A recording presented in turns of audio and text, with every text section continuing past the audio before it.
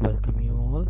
In this session, we are going to discuss the protection against lightning over voltages in power system. Outcome: after successful completion of the session, the student could able to explain the protection against lightning over voltages. What is overvoltage? An overvoltage is a voltage that exceeds the maximum value of operating voltage in an electric circuit. We term them as overvoltage. What is the need of protection? An electrical power system consists of generator, transformer, transmission and distribution lines, etc.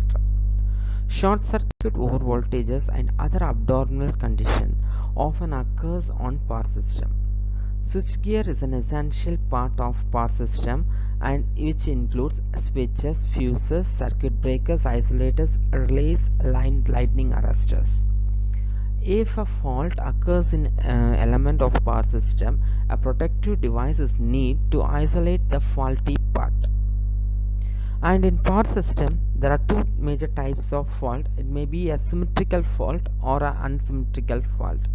Symmetrical fault is nothing but a three-phase fault or a triple line to ground fault, whereas unsymmetrical fault can be further divided into three. One is line to ground fault, line to line fault, and third one is double line to ground fault.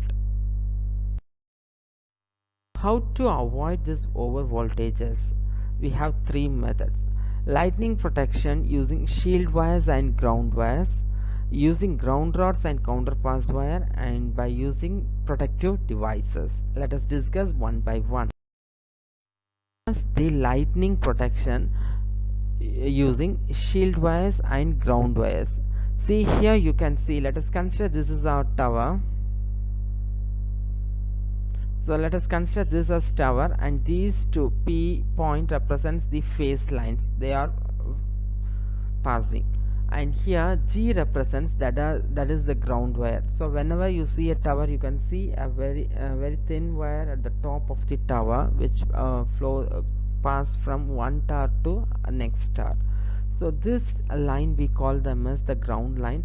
Always on the sides of tower you can see the phase lines. So if any lightning stroke, that is by external over voltage, occurs, here in the illustration they have mentioned a lightning channel. So this is nothing but an external over voltage which falls on the tower or which on the line. What happens, it automatically the fault current passes through to the ground through the ground wire. So this is the main use of this shield wire or the ground wires. So one more thing to be noted is, so here we have a shielding angle, the angle made between the phase line and the ground wire, we call them as the shielding angle between the vertical line drawn through the vertical vertex of the tower and the line through the ground wire, and is called the shielding angle. So here ground wire is a conductor run parallel to the main conductor of the transmission line. The ground wire shields the transmission line conductor from inward changes, from cloud as well as from lightning discharge. If a positively charged cloud is assumed to be above the line, a negatively charged is induced on the transmission line and ground wire. Here you can see the ground rods. The next protection is the help of ground rods. Ground rods are used to reduce the lower footing resistance.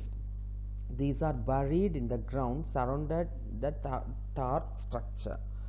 So the ground rods are used to reduce the tower footing resistance. They are buried into the ground surrounding the tower surface. Or number of rods about 15 millimeter diameter and 3 meter long driven into the ground. The tower footing resistance can be varied by varying the spacing of the rod, by varying the number of rods, and by varying the depth which they are driven. Material used for this ground rod are galvanized iron or copper being used. So I have told already the dimensions of the ground rod is about 15 millimeter diameter and 2.5 to 3 meter long driven into the ground. And in hot solid, rods may be longer. They are usually made of galvanized iron or copper. Next thing is counterpoise wire. Counterpoise wires are buried in the ground at a depth of 0.5 to 1 meter and concreted to the tower legs.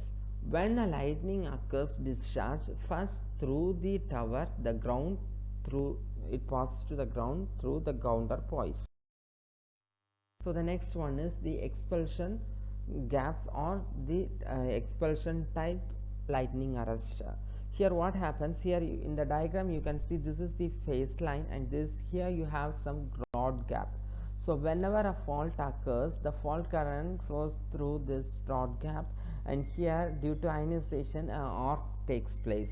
Whenever an arcing is done, here you can see the fiber tube. So the vapor of this fiber tube tends to turn off the arc. So this is the main use of this fiber tube. This is how the protection device is used to arrest the lightning stroke. So it consists of rod gap. One rod gap ended is connected to the power circuit and other is connected to the ground electrode. Under normal condition, the rod gap is not conducting. Under abnormal condition, the rod gap is conducted. They have the fault current is grounded to the ground electrode. Thank you.